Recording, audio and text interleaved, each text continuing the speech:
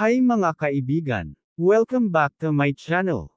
Sa video na ito, pag-uusapan natin ang isang napaka-interesting na topic, ang malaking agwat ng edad sa pagitan ng mag-asawa. Ano nga ba ang mga advantages, disadvantages, at paano ba magiging matagumpay ang isang relasyon na may malaking age gap? Kung interesado ka, stay tuned. Bago yan, pwede po makihingi ng like, malaking tulong po sa amin yan. Mag-subscribe ka na rin po. Ano ang malaking agwat ng edad? Ang malaking agwat ng edad ay tumutukoy sa makabuluhang pagkakaiba sa edad ng 2 taong nasa isang romantikong relasyon. Karaniwang itinuturing na malaking age gap kapag ang pagkakaiba sa edad ay higit sa 10 taon. Mga dahilan kung bakit nagkakaroon ng age gap relationships. Maturity at stability. Ang mga mas nakatatandang partner ay kadalasang mas mature at stable sa emosyonal at pinansyal na aspeto. Mayroon silang mas malinaw na pananaw sa buhay at kayang magbigay ng mas maayos na gabay sa kanilang mga kapareha.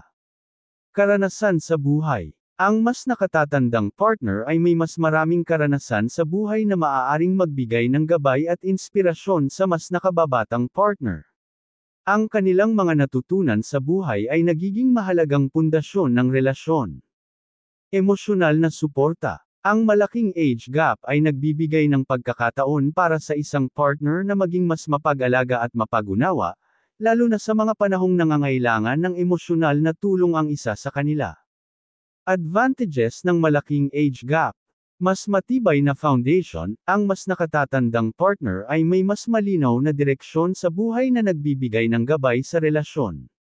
Financial stability, ang mas nakatatandang partner ay kadalasang may stable na pinansyal na kalagayan na makatutulong sa mas nakababatang partner. Emosyonal na maturity, mas kaya nilang mag-handle ng conflicts at nagbibigay ng mas mature na pananaw sa mga problema. Pagpapalitan ng kaalaman. Ang malaking age gap ay nagbibigay ng pagkakataon na magbahagi ng karanasan at kaalaman sa isa't isa. Disadvantages ng malaking age gap. Cultural differences. Magkakaiba ang henerasyon kaya may posibilidad na magkaiba ang pananaw at kultura. Health and lifestyle differences. Ang magkaibang edad ay maaaring magresulta sa magkaibang energy levels, health priorities, at lifestyle.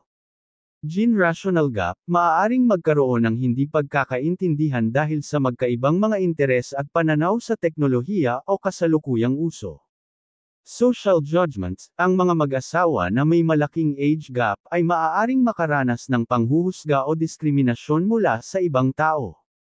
Mga tips para magtagumpay ang age gap relationship. Magkaroon ng bukas na komunikasyon. Mahalaga ang pagiging open sa isa't isa upang maiwasan ang misunderstandings. Respeto sa isa't isa, kilalanin at erespeto ang pagkakaiba sa edad at pananaw. Pag-intindi sa pangangailangan ng bawat isa, alamin ang emotional, physical, at mental needs ng bawat isa. Huwag ipagpilitan ang sariling pananaw, matutong makinig at mag-adjust sa pananaw ng iyong partner. Quality time together, siguraduhing may sapat na oras para sa bonding at pagpapalalim ng relasyon. At dyan nagtatapos ang ating talakayan tungkol sa malaking agwat ng edad ng mag-asawa. Tandaan, walang perfect na relationship, pero basta may pagmamahalan, respeto, at komunikasyon, posible ang success ng inyong relasyon. Kung nagustuhan niyo ang video na ito, huwag kalimutang mag-like, mag-subscribe, at i-click ang notification bell para lagi kang updated. Maraming salamat sa panunood, at kita-kits ulit sa susunod.